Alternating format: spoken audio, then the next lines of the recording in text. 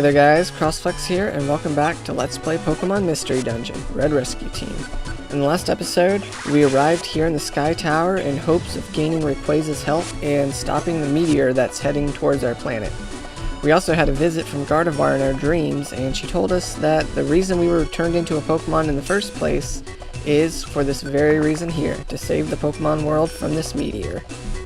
But, unfortunately, we lack the power to do it ourselves, which is why we have to get Rayquaza to do it for us.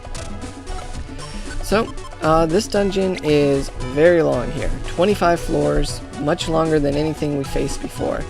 As a result, I'm going to have to try and get up the speed up pretty early just so that I can fit it in within the time restraint. So I'm going to be a little bit quicker than I normally am when it comes to explaining how to tackle this dungeon. Basically, the biggest problem that you'll face here are the Pokemon. Basically, there are a lot of Pokemon here that are standout threats. The fortress that you can see here, as well as Coughing, that will appear a little later on in the dungeon, they have access to self-destruct, which, as you can recall, will deal lots of damage.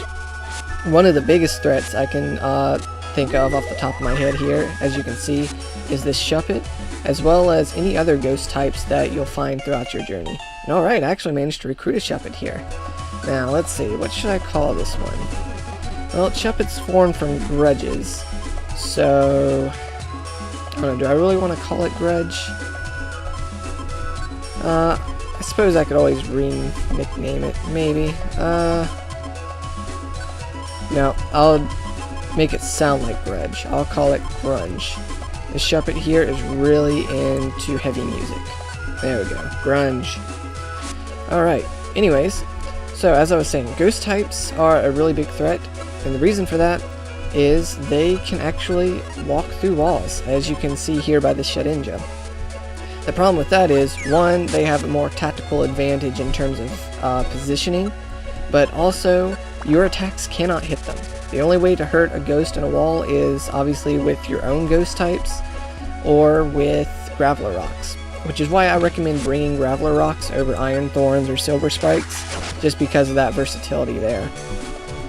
Let's see, what else? Dragon types are fairly common later on in the dungeon between Altari and Flygon, which means that they have a few resistances, so it's hard to crack their weakness. Luckily enough, I have Ice Beam at my disposal, so that'll help me strike a weak point pretty nicely. Let's see. Oh, and Scizor. Scizor is a really big problem in this dungeon, in my opinion, because monster houses will be very common, and Scizor has access to agility, which will raise the entire monster house's speed up to crazy levels, meaning not only are you outnumbered, but you're also going to take multiple hits in a row by each one of those Pokemon. Since the dungeon has a lot of really nice items in it as well, I recommend eating any food that you find along the way, such as all these gummies that you've been seeing me cram into my mouth, just to make sure that you have enough inventory space to fit them all in. So I'll actually use an Ice Beam here. I also recommend bringing some Max Elixirs, because you're going to be fighting a lot in this dungeon, and you're going to want to make sure that you don't run out of power points, especially with all the monster houses that you'll be dealing with. Let's see, I talked about items. Well, I didn't really talk about items too much. Basically, Sky Tower has a lot of really good items on display. Good throwing items, gummies, TMs, excellent held items, lots of Poke. It really has a bunch of everything. So, that selection comes at a price, though, as I mentioned, with all the monster houses and whatnot. So, if you have a little bit of extra gas at the tank towards some of the later floors, I recommend scoping them out entirely to try and find as many good items as you can. But other than that, in terms of survivability, I recommend rushing the stairs as quick as you can, because no joke, this dungeon is very dangerous. So with all that stuff out the way, guys, I think I'm going to go ahead and hit the speed up button. So I'll meet you on the other side.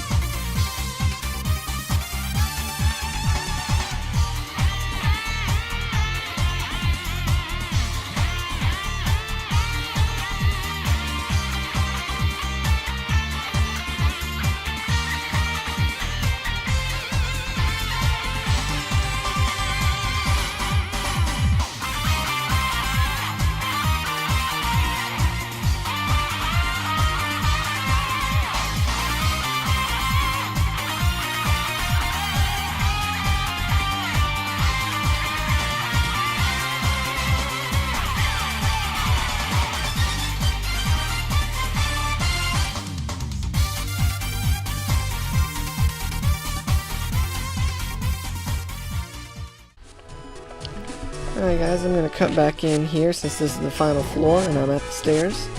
I'm sure you guys saw that obvious monster house a couple floors down. I thought about going to take it on, but I didn't want to risk losing a bunch of reviver seeds, since based on Grunge's behavior here, if you've noticed, he or she kind of does whatever they want, no matter which tactic I give them.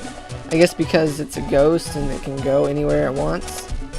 But yeah, so I didn't want to risk having Grunge plow through all my reviver seeds.